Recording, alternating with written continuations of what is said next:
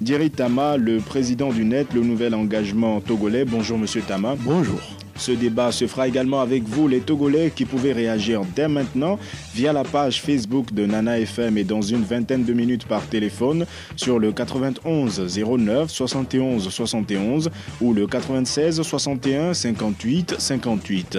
Avec Nestor Glo à la mise en onde, je m'appelle Antoine Afanou. La médiation de la CEDEAO telle que conduite jusqu'ici mènera-t-elle à une sortie de crise durable au Togo? C'est le thème du jour. Mais avant d'y aller, Diri Tama, nous évoquons les activités de votre parti à Lomé et à l'intérieur du pays ce week-end. Des activités qui vous ont notamment conduit à Kara, une ville considérée comme une forteresse contre les acteurs politiques de l'opposition. Et pourtant, vous y avez tenu une activité. D'abord, de quoi s'agissait-il et comment avez-vous fait? Écoutez, d'abord, on a tenu 2 activités à Kara ce samedi. Dans la matinée, nous avons le bureau du parti a considéré que les alentours de la préfecture de Kara étaient dans un état de propriété assez douteuse et le bureau a considéré qu'il fallait organiser une activité de nettoyage tout autour de la préfecture, ce qui a été fait avec une grande satisfaction d'abord des autorités de cette préfecture. Et l'après-midi, il y a une assemblée générale qui s'est mise en place.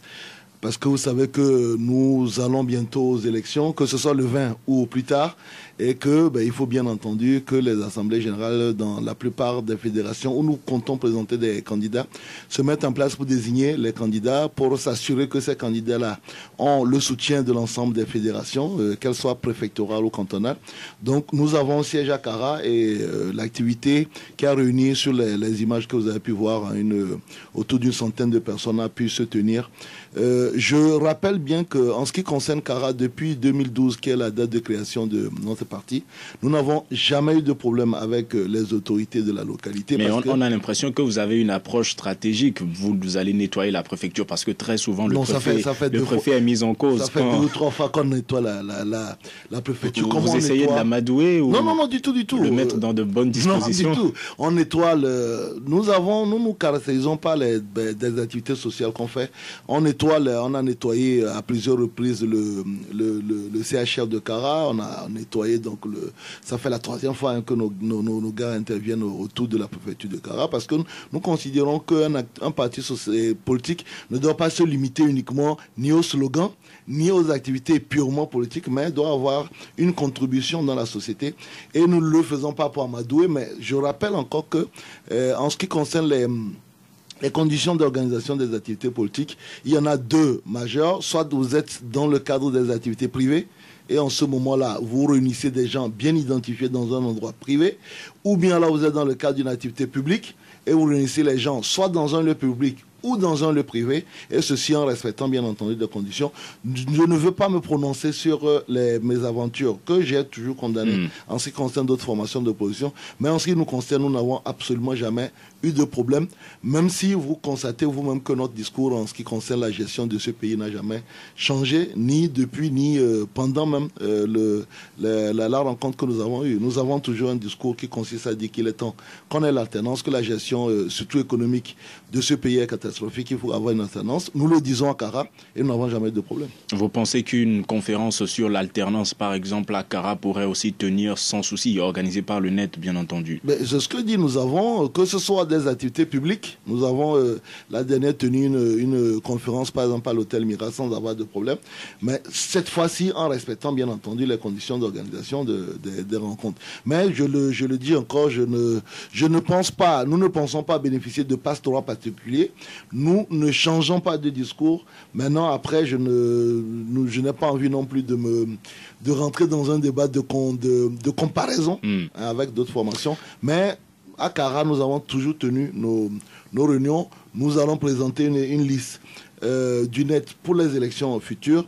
Et bien entendu, nous considérons que beaucoup de préfectures à travers le Togo, y compris Kara, font partie de ces localités où le potentiel n'est pas suffisamment mis en exergue. Et quand vous avez vu les photos de ces milliers de jeunes qui sont allés se présenter pour l'examen de l'ENI. Vous comprenez que l'une des causes premières, par exemple, du retard de notre pays, c'est le problème de l'emploi.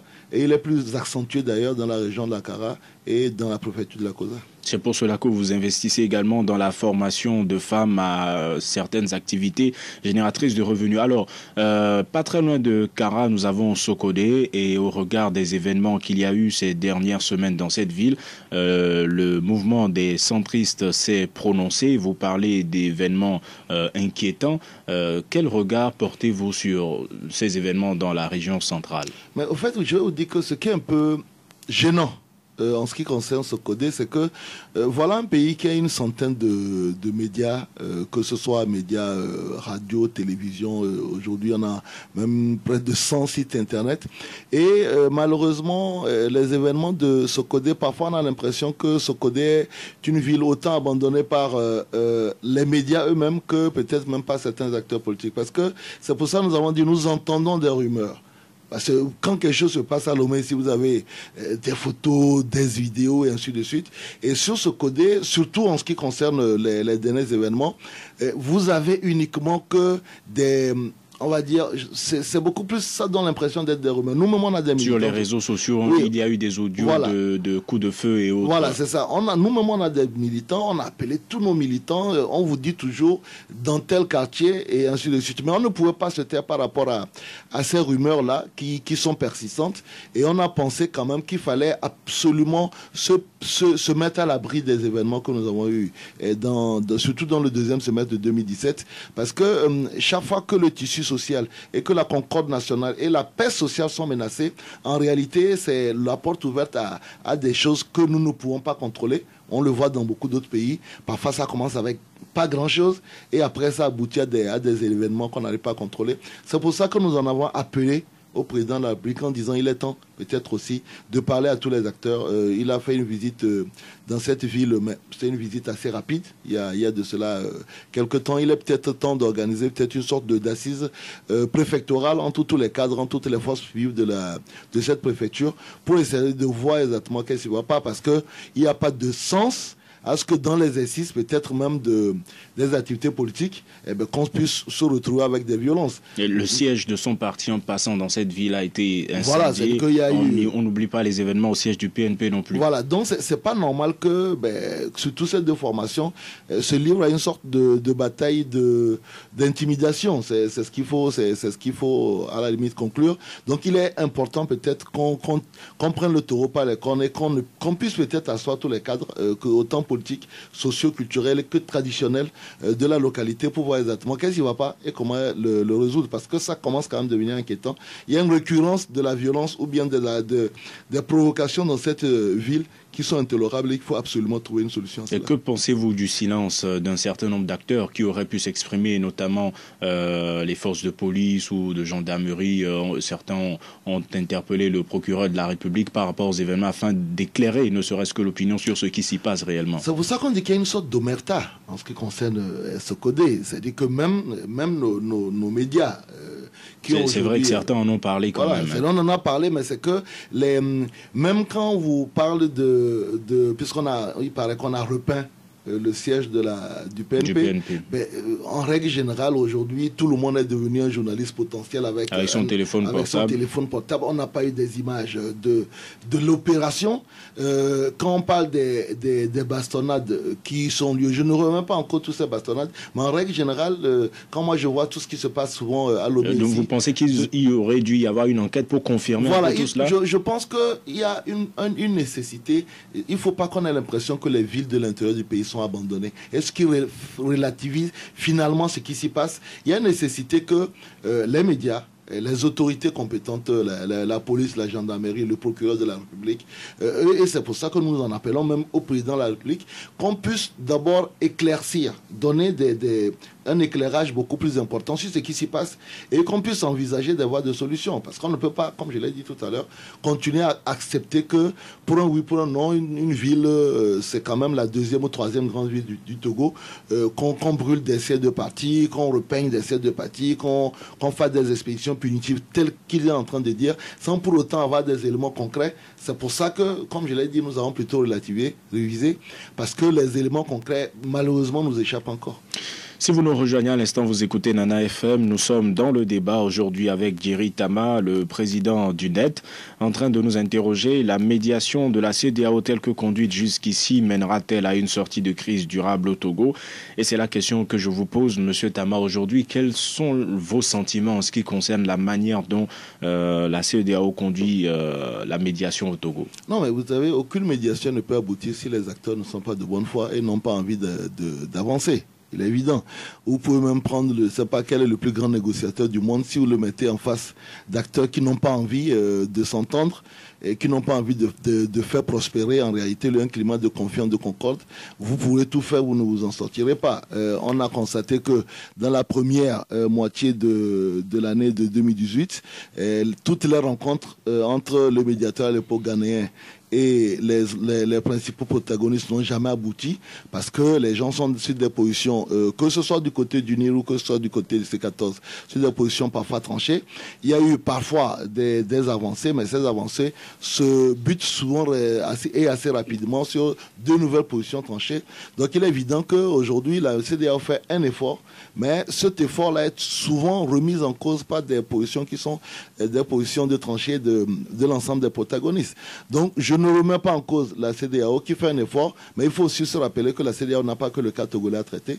Il y a d'autres pays qui parfois même sont dans des situations encore plus dramatiques. Je prends le cas du Mali où il y a dans ce pays-là une situation de guerre et que la CEDEAO ne va pas passer tout son temps à se mettre au chevet des Togolais. Mais je reconnais, nous avons eu une rencontre la semaine dernière avec l'ambassadeur de la CEDEAO. Je reconnais qui est membre du comité de suivi, je reconnais quand même que la CEDEAO fait un effort assez important pour apporter à l'ensemble des Togolais, aux protagonistes, mais pas uniquement aux protagonistes, parce que contrairement à ce que les gens pensent, le comité de suivi ne se contente pas uniquement de travailler avec les deux protagonistes désignés, mais ouvre des discussions avec l'ensemble des acteurs, que ce soit politiques ou de la société civile, ou éventuellement même religieux, pour essayer de mieux comprendre d'abord le contexte togolais et d'y apporter des solutions pour le bonheur de l'ensemble des Togolais. Mais il n'en reste pas moins que si les acteurs ne sont pas engagés à trouver une solution, la CEDEAO ne fera pas des miracles. Alors, au-delà du fait que les protagonistes aient des positions tranchées,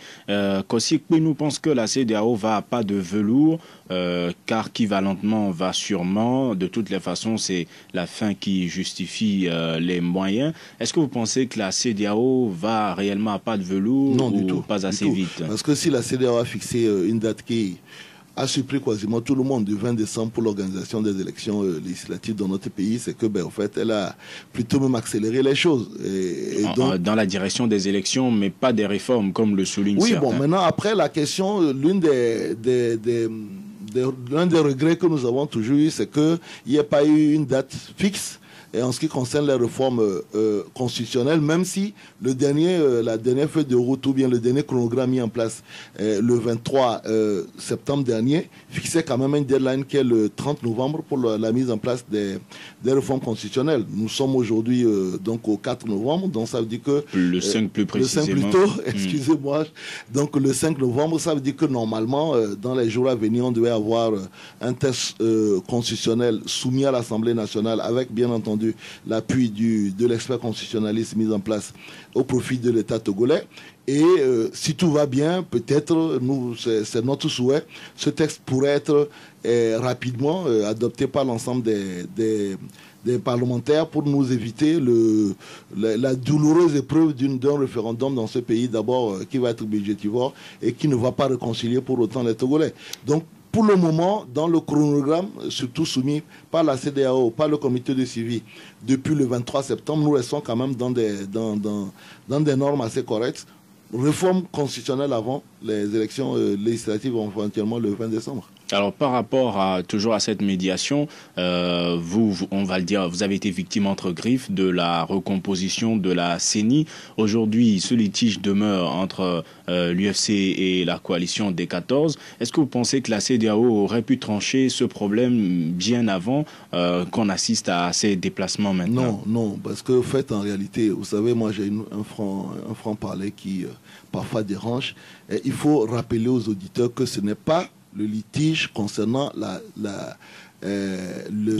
présence de l'UFC qui a mis en cause, par exemple, le recensement. Le recensement a été mis en cause à la conférence de presse de la C14 le 26 septembre pour cause de découpage électoral, de mode de scrutin, de président de la CENI, de président de la CELI. De non-inclusivité aussi, parce qu'à ce moment-là, ils n'avaient pas encore désigné leurs représentants. Est venu après. C'est-à-dire qu'en réalité, aujourd'hui, il faut aussi rappeler à nos auditeurs, si même l'UFC décidait de céder sa place, la question resterait présente. Parce que, en réalité, ce n'est pas la CENI qu'on fait le découpage électoral, ce n'est pas la CENI qu'on fait le mode de scrutin, ce n'est pas la CENI qu'on revoit la présidence de la CENI. Ça se passe à l'Assemblée nationale. Et aujourd'hui, il faut bien expliquer aux Togolais que même si l'UFC décidait d'abandonner son siège, ça fait son problème à lui, il n'y aurait pas un règlement définitif du contentieux, puisque le contentieux, il se retrouve dans le découpage électoral, qui malheureusement n'a pas été pris en compte par la recommandation de la CEDEAO, le mode de scrutin, qui n'a pas été pris en compte par la recommandation de la CEDEAO. C'est ça qui est important. Mais s'il n'y avait pas eu ce blocage, aujourd'hui, on saurait clairement là où on en est. Non, parce que le blocage, l'appel au boycott du recensement a été effectué le 26 septembre.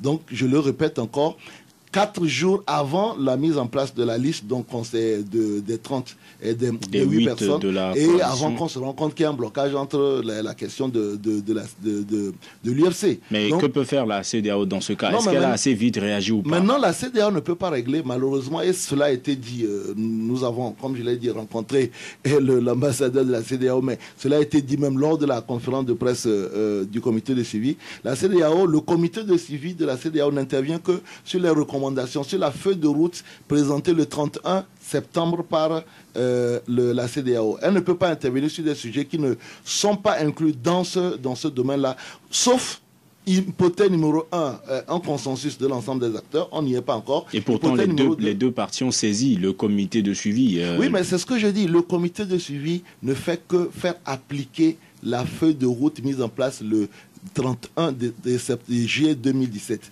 Quand vous prenez la question du découpage électoral, vous ne la trouvez pas, elle ne figure pas de façon explicite comme les réformes constitutionnelles figurent dans la feuille de route. Quand vous prenez la question du mode de scrutin en ce qui concerne les élections législatives, elle ne figure pas de façon explicite et il est difficile au comité de suivi, sauf organisation extraordinaire de notre sommet pour revoir de ces questions-là. Il est difficile au comité de suivi de revoir de ce sujet. Maintenant, en ce qui concerne la question de l'UFC, d'abord, je l'ai dit, nous, on aurait pu décider aussi de faire exactement ce que fait l'UFC, parce qu'il faut aussi dire aux auditeurs qu'en vertu de l'article 15 du Code électoral, nul ne peut faire démissionner un membre de la CENI. Sauf quand il y a un accord politique, il y a pas, disent certains. Même non, les accords politiques, sauf quand ils ont été entérinés par la législation nationale. C'est un accord politique, tant qu'il n'est pas entériné par la législation nationale, n'est pas encore un accord qui s'impose à tout le monde. C'est pour ça que régulièrement, nous ratifions les accords internationaux. Si ce n'est pas ratifié, ce n'est pas une loi nationale. Il faut que les gens cessent de mettre parfois des idées fausses dans l'esprit des Togolais. Ce n'est pas parce que des gens se sont retrouvés quelque part, 15 partis politiques sur 114 partis politiques, pour avoir une entente qui, il faut aussi le dire, qui ne figure nulle part dans le corpus juridique togolais. Nulle part dans le corpus juridique togolais, même pas dans le code électoral. Vous n'avez un partage des 16 sièges de la CENI entre 8 au niveau de l'opposition parlementaire et 8 au niveau de la majorité parlementaire. Parce que si c'était le cas, pourquoi alors ouvrir des places pour la société civile dont le mérite principal est sa neutralité? Ou alors aux partis extra-parlementaires qui souvent sont en compétition avec les partis qui sont à l'Assemblée nationale. Nous avons pris acte parce que nous sommes patriotes, parce que nous pensons à l'avenir de ce pays. Et aujourd'hui, nous considérons que si le problème n'est pas réglé, il n'est pas pour autant lié à la présidence de l'UFC. Maintenant, en 2013 comme en 2015, l'UFC a figuré à l'Assemblée, à la CENI comme parti parlementaire, et comme membre de l'opposition parlementaire, au titre de l'article 2 de la loi portant statut de l'opposition. C'est un problème entre les parlementaires de l'opposition. Nous, on n'est pas encore à ce niveau-là. On ne pense pas que ça soit important de s'y pencher, mais c'est un vrai gâchis qu'on se rende compte que beaucoup d'acteurs politiques togolais ne pensent pas en réalité à la souffrance de ce peuple-là, qui aujourd'hui, du fait de la crise, vous l'avez dit en introduction, vit dans une situation assez dramatique en ce qui concerne surtout les activités économiques. Est-ce que cela veut dire que vous ne faites pas confiance à la CEDEAO en ce qui concerne ce litige? Mais la CEDEAO ne se prononce pas sur ne modifie pas les lois togolaises. Donc vous ne voyez pas le comité de suivi demander à ce que la répartition 8-8 soit respectée? Non, quand vous prenez avec les déplacements qu'il y a actuellement entre le personnellement, vous savez, bon, je n'aime pas me prononcer, mais sur l'ensemble des rencontres que nous avons obtenues, je crois que la CEDEAO a été assez claire là-dessus. Il revient aux parlementaires, aux partis politiques de l'opposition parlementaire de s'entendre sur la place ou bien la position de X ou Y non à la CENI.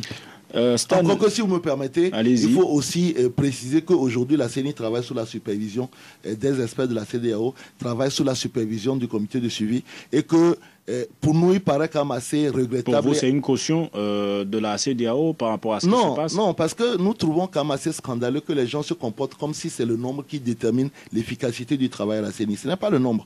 Du moment où vous avez les experts, que vous pouvez saisir, que vous soyez 1, 2, 3, et que le nombre ne joue absolument aucun rôle, du moment où vous travaillez sous la supervision des experts qui sont là. Vous pouvez être tout seul et saisir les experts sur des irrégularités qui se font. On se comporte aujourd'hui comme si en réalité c'est le nombre qui va déterminer le travail et l'efficacité du travail qui va se faire à la CENI. Il arrive parfois qu'on vote entre membres de la CENI. Oui, mais c'est là aussi qu'il faut aussi expliquer aux gens que, dernier élément de tromperie, si vous me permettez l'expression, l'article 36 de notre code électoral dit que le quorum pour que la CENI fonctionne, c'est 9. L'article 12 de notre code électoral dit que la CENI est composée de 17 personnes, 5 pour la majorité parlementaire, 5 pour l'opposition parlementaire, 3 pour les membres des partis parlementaires, 3 pour la société civile et 1 pour les représentants de l'administration. Et les 17 ont voix délibérative. Les 17, il faut que les gens aillent lire l'article 12. Les 17 ont voix délibérative. Donc si aujourd'hui,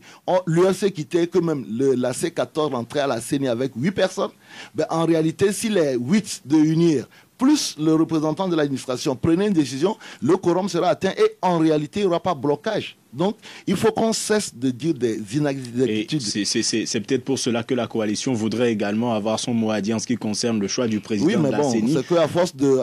On verra tout ce que ça va donner. Avoir son mot à dire, ben on est dans une situation avant d'ouvrir le standard, Stan Eugène Tchevi sur la page Facebook de Nana FM pense que la CEDEAO vient de prouver à suffisance qu'elle est un syndicat de chefs d'État qui se soutiennent dans le mal. L'attitude de la CEDEAO nous montre qu'elle aide le régime à se maintenir au pouvoir. Il revient au peuple togolais de prendre son destin en main. Qu'est-ce que vous en pensez? Amen, amen, amen. Le 91 09 71 71 ou le 96 61 58 58. À votre avis, la médiation de la CEDEAO telle que conduite jusqu'ici mènera-t-elle à une sortie de crise durable au Togo? Nous avons un premier auditeur en ligne. Allô? Allô? Bonjour.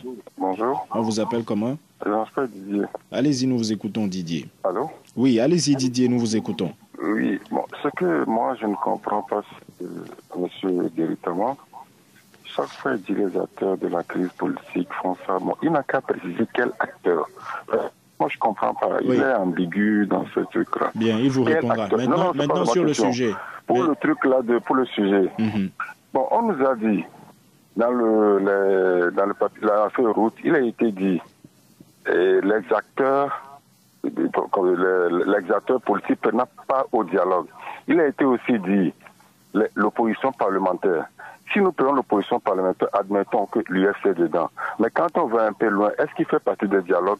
Il est intellectuel de comprendre ça, oui. Vous n'êtes toujours pas arrivé au sujet. La question est de savoir aujourd'hui en tant que Togolais, votre appréciation par rapport à la médiation de la CEDEAO telle que faite, est-ce qu'elle permettra d'aboutir à une sortie de crise durable? En principe, en principe. Donc vous avez toujours une certaine confiance en ce que fait la CEDEAO. Ouais, bien sûr. Bien, merci Didier d'avoir participé à ce débat. Passez une excellente journée. Le 91 09 71 71 ou le 96 61 58 58. Un autre auditeur en ligne. Allô? Oui, bonjour monsieur Fanou. Bonjour monsieur Bankole, comment allez-vous? Je vais bien. Allez-y, nous vous Bonjour à écoutons. notre invité. Bonjour. Oui, je suis content pour lui qu'il ait pu tenir ses activités à Cara. C'est ce que nous souhaitons pour les autres partis politiques aussi. Et maintenant, par rapport Alors, à la CEDEAO, la question, monsieur Fanou, c'est non. vous n'y croyez, vous n'y croyez plus? La CEDEAO doit se raviver. Et on se rend compte aujourd'hui que non seulement le pouvoir ne veut pas mettre la feuille de route en application, mais surtout que la CEDEAO a eu à commettre des erreurs. Parlant des réformes, je crois que c'est clair que les réformes doivent précéder, n'est-ce pas, les élections. Et comme l'a dit l'a reconnu et l'invité, dans son développement, il y a une partie des réformes que tout le monde occulte. Je ne sais pas si c'est fait à dessein. C'est le découpage électoral. Et donc vous pensez que la CEDEAO devrait s'intéresser à ce sujet? Jerry Tama dit que malheureusement cela n'est pas dit clairement. Mais c'est pourquoi elle doit se raviser. Bien. Nous devons reposer les problèmes véritablement vis-à-vis de la CEDEAO. Merci. Et tant que le problème de découpage ne sera pas résolu, je crois qu'on peut aller à une élection dans ce pays-là. Il n'y aura pas de changement que veut le peuple togolais. Bien. Merci monsieur Bankole. Passez une excellente journée. Sur la page Facebook de Nana FM, Jean-Louis Edem écrit que les Togolais même n'ont qu'à prendre leur destin en main. Les médiateurs n'ont pas le courage de dire la vérité à monsieur Gnassingbé. La CEDEAO est déjà bloquée. Si au moins 3 millions de Togolais sortent dans la rue, la communauté internationale réagira. Alors, Togolais, le destin du Togo est entre vos mains. Encore un auditeur en ligne et M. Tama réagira. Allô? Allô, bonjour. Bonjour, on vous appelle comment? Ouais, c'est M. Duty. Pardon? Duty. Duty, vous nous appelez d'où? Du Galet. Allez-y, nous vous écoutons. Je dis, hein, Oui. les membres de la CEDEAO, ils sont payés ou bien ils font le travail à gratuit? Vous voulez parler des experts ou des fonctionnaires de la CEDEAO? Les experts, ceux dont on a envoyé pour les experts, normalement, de la CEDEAO, quoi, là. Normalement, ils sont payés. Ils sont payés. Ça coûte de l'argent. C'est pas qu'ils ont besoin de dire la vérité. Vous pensez... Monsieur Duty, vous pensez qu'actuellement... C'est de l'argent, ils sont venus seulement pour nous... Oui, monsieur Duty. Alors, on comprend à peu près sa façon de voir les choses. Il pense que c'est parce que les experts sont payés qu'ils ne peuvent pas dire la vérité. Est-ce que vous comprenez ce qu'il dit? Non, bon, maintenant après c'est des supputations. Les experts de la CEDEAO sont quand même des spécialistes réputés pour d'abord leur intégrité morale et puis pour le sérieux du travail qu'ils font, que ce soit dans leur pays ou au profit d'autres institutions, d'autres pays. Donc on ne peut pas remettre en cause... Moi parfois ça me gêne qu'on ramène tout à l'argent dans nos pays. Il y a des gens... c'est écrit dans la Bible, hein, l'homme ne vit pas que du pain, il vit aussi de l'esprit. Et il y a des gens qui travaillent pour aider nos communautés, pour aider nos frères à sortir de la situation, ou ne serait-ce que pour la satisfaction de leur spécialité. Non, je ne partage pas cette... Donc vous croyez en la probité de... Non, je pense que, experts. comme je l'ai dit, les experts ils sont venus pour appliquer un cahier de charge. Maintenant, tout dépend maintenant de la confiance que les acteurs se donnent les uns les autres. S'il n'y a pas de confiance entre les acteurs, les experts ne feront pas des miracles. Monsieur Bankole pense que la CEDEAO devrait se remettre en cause parce que sur la question du découpage, il pense que sans ça, on peut faire 1000 élections, on n'aura pas de solution. Oui, mais après, aujourd'hui aussi, les acteurs n'auront qu'à se prendre à eux-mêmes. Parce que vous savez, le 23 mars dernier, même si nous n'y étions pas, nous avons toujours eu régulièrement les minutes des discussions qui ont été faites. Le président Nana Akufo avait demandé à ce qu'on laisse tomber puisque à l'époque, vous savez, la question principale, c'était le départ de M. Faure Gnassingbé, le retour à la Constitution de 92, qui trouvait de sérieuses résistances de la part du NIR. Et M. Nana Akufo avait demandé qu'on laisse tomber ce sujet pour aborder les autres points mis à l'ordre du jour, à l'ordre du jour en ce qui concerne d'ailleurs même l'amélioration du cadre électoral. Et à l'époque, je pense que dans l'euphorie, les gens avaient considéré qu'il était hors de question d'aborder d'autres questions en dehors du départ de M. Faure Gnassingbé du retour à la Constitution de 92. Mais sur la question du découpage, vous pensez que c'est un point important? Nous avons fait le 4 février une conférence de presse où sur notre proposition, nous avons remodifié complètement le découpage électoral. Il ne peut pas être acceptable que dans des villes comme Dagny ou à Soli, on ait besoin de 4 000 personnes pour avoir un siège et qu'à Lomé, on ait besoin de 40 000 personnes. Donc s'il y a un nouveau blocage d'aventure sur la question du découpage électoral, vous comprendriez ceux qui posent cette revendication ou pas? Non, nous ne le comprendrons pas parce qu'au fait, la surenchère... Vous pensez que ça aurait dû être évoqué plus tôt? Aujourd'hui, la surenchère a eu raison de la raison et c'est ça qui est dommage. On aurait pu évoquer cette question-là parce que, encore une fois, il y a quelqu'un qui a posé la question d'acteur. On nous a dit que nous, on n'est pas qualifiés. Justement, j'allais vous poser la question. Qui est-ce que vous appelez les acteurs politiques quand vous parlez des acteurs politiques? Les acteurs politiques, c'est les gens qui animent la vie politique de ce pays. Je vais vous donner un exemple. Et j'aimerais donner l'exemple à monsieur qui a posé la question. En 2013, il n'y a eu que 2 formations politiques qui sont aujourd'hui à l'Assemblée nationale, qui sont allées aux élections législatives sous leur propre bannière. C'est UNIR et l'UFC. L'ANC a dit aujourd'hui président de l'Assemblée nationale, ils étaient sous forme de collectif. Il y avait 6 partis politiques et 10 organisations de la société civile.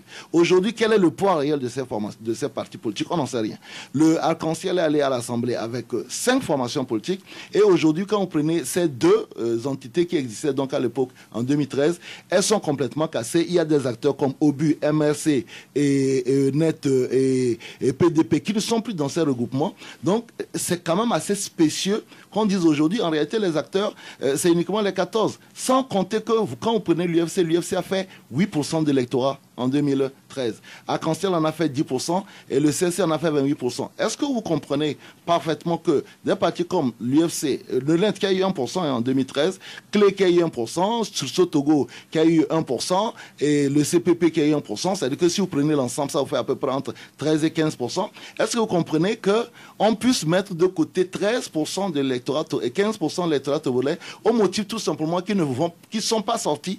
Non, c'est pas qu'ils ne sont pas partis manifester, puisque nous on a manifesté, le PDP a manifesté. Certains disent qu'ils ne portent pas les mêmes revendications que ceux qui sont sortis manifester. Tout simplement qu'ils ne sont pas encartés. Parce que si on doit remettre les choses à leur place, le parti qui a mobilisé et qui a lancé les manifestations, qui a remis le goût du jour les manifestations dans ce pays, c'est le PNP. Et donc s'il fallait rendre à César ce qui revient à César, il faudra donc balayer tout le monde et dire uniquement au PNP d'aller discuter avec le UNIR. Mais ce n'est pas le cas. Mais le PNP a lancé un appel qui a fait naître aujourd'hui la coalition. Nous ne refusons pas. Aujourd'hui, c'est quand même, ça paraît quand même assez spécieux qu'au lieu de comprendre que toutes les forces qui se revendiquent de l'opposition, je dis encore qui se revendiquent de l'opposition, qui veulent de l'alternance de ce pays, la meilleure approche serait de s'ouvrir, non pas forcément de dire à tout le monde de rentrer dans la C14, mais de demander, et c'est en notre sens le rôle qui revient au chef de l'opposition, aussi les autres. De consulter les autres pour savoir. Nous, on a fait un travail, je trouve que nos gars ont fait un travail remarquable à la CENI. Qu'est-ce qui empêchait, quand nous avons décidé de sortir ouvertement,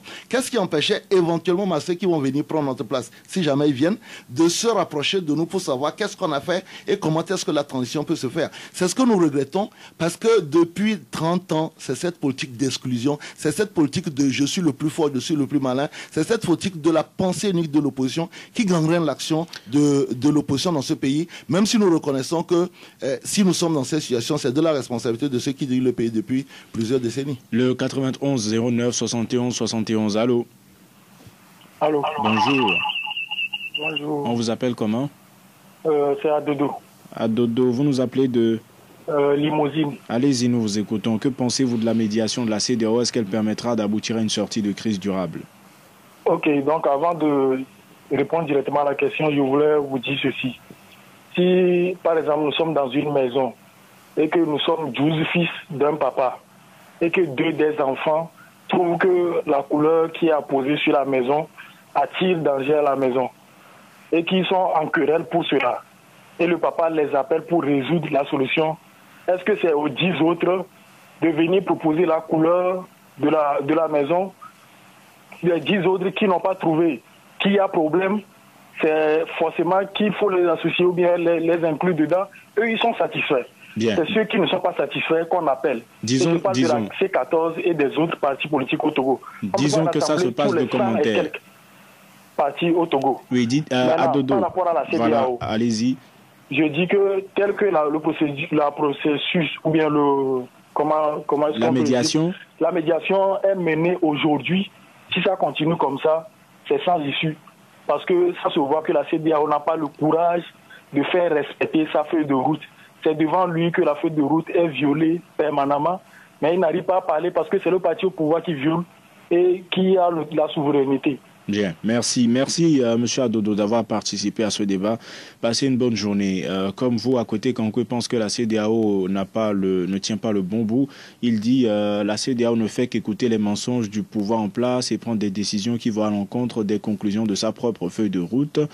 Kossi Thomas Edi dit oui, la CEDEAO mènera à une sortie de crise si la pression de la coalition monte de plus en plus. Willy Teka, lui, dit non, la CEDEAO a déjà échoué. La balle est dans le camp des Togolais. Encore un auditeur en ligne. Allô? Allô? Bonjour. Bonjour, monsieur Fan. Monsieur Koko, comment allez-vous? Ça va très bien. Allez-y, nous vous écoutons. Je salue monsieur Deritama. Bonjour. Si peut, monsieur Fan, vous demandez si la CEDEAO... Si la médiation telle que conduite mènera à une sortie de crise durable. Monsieur Fan, la CEDEAO ne veut pas venir... Il faut que ce soit au Togo. La CEDEAO a proposé une feuille de route. Il revient aux Togolais d'appliquer la feuille de route. Si nous voulons appliquer la feuille de route, on va s'en sortir. Si nous ne voulons pas appliquer la feuille de route, on va rester dedans. C'est ça le problème. C'est à nous d'appliquer la feuille de route. À vous qui? Oui? Vous dites c'est à nous qui? À nous les Togolais et surtout les protagonistes de la crise. Comme la CEDEAO même l'a bien précisé, c'est le pouvoir et la coalition. Mais je m'étonne que M. Deritama dit là-bas qu'il y a des gens qui donnent des fausses informations aux Togolais, soit disant que...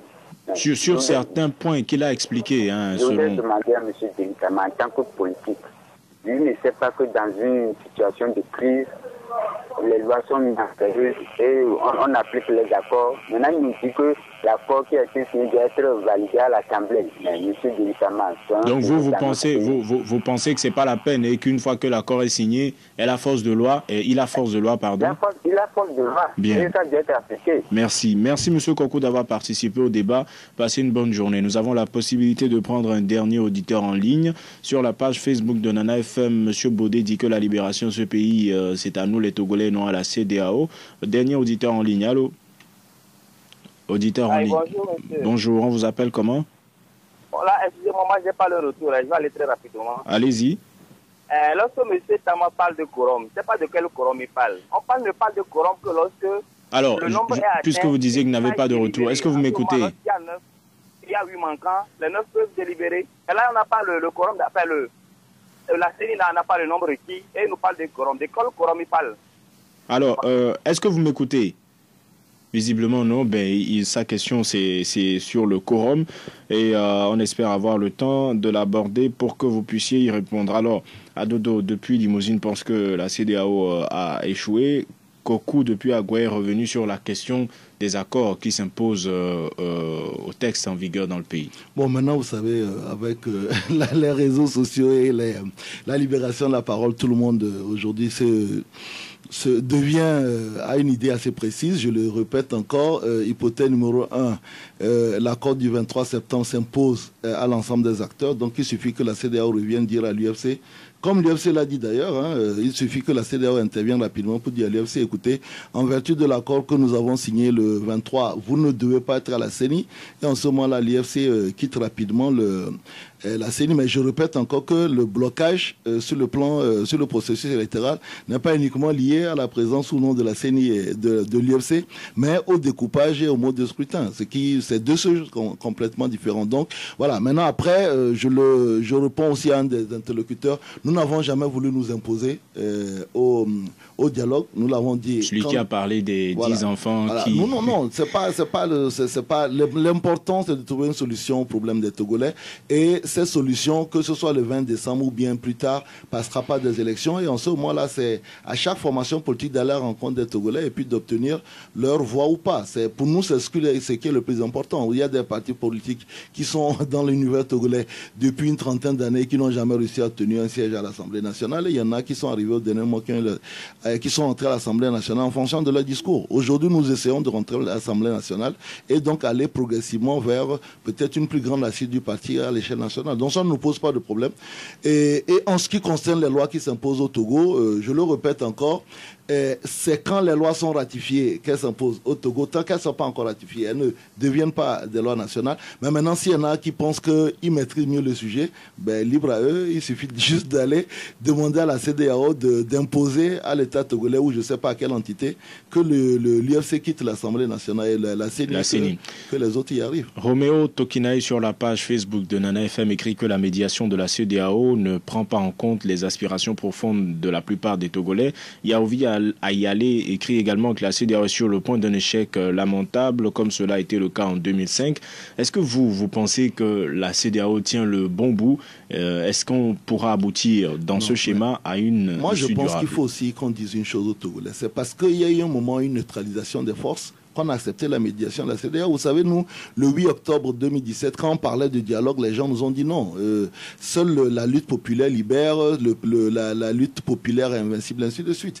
Et je rappelle aussi, il faut que les auditeurs se rappellent bien, que du 9 octobre jusqu'à 18 janvier, le maître mot n'était pas une participation éventuelle de la C14 à des élections. La question, c'était le départ de M. Fogna Singbe. La question, c'était le retour inconditionnel à la Constitution, ou éventuellement la transition qui mettrait automatiquement M. Fogna Singbe sur la touche. C'est parce qu'en réalité, cette approche-là n'a pas réussi que les gens se sont mis aujourd'hui dans une... C'est pas nous qui avons demandé aux gens d'aller au dialogue. Le dialogue ne s'imposait pas. Mais si ceux qui ont lancé le mouvement du 9 et qui tenaient ce genre de discours, départ de M. Fogna Singbe, retour à la Constitution, inconditionnel à la Constitution de 92, avaient atteint leur objectif, on ne serait pas là aujourd'hui. Et aujourd'hui, il n'y a absolument rien qui empêche le peuple togolais, pour ceux qui semblent mieux le représenter que toute autre personne, de décider de dégager ceux qui ne méritent pas de figurer au niveau des instances de ce pays. Alors, en même temps, votre mot de la fin, Boniface Ani pense qu'on demande l'impossible à la CEDEAO. Il faut que chacun fasse l'effort de comprendre le mode de fonctionnement de cette organisation bien sûr. avant de savoir ce qui peut être attendu d'elle.